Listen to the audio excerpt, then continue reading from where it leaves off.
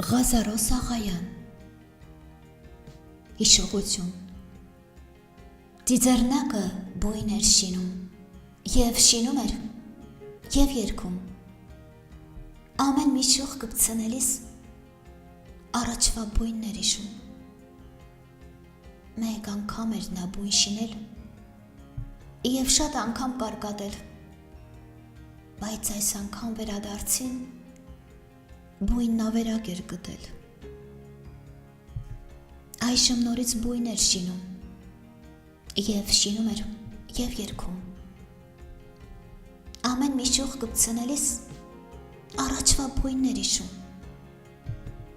նա հիշում էր անցած տարին իր սնուցած ծագերին որոնց ճամփին հափշտակեց արյունարբու թշնամին բայց նա կրկին բույն էր շինում և շինում էր և երգում ամեն մի շուխ կպցնելիս առաջվա բույնն էր հիշում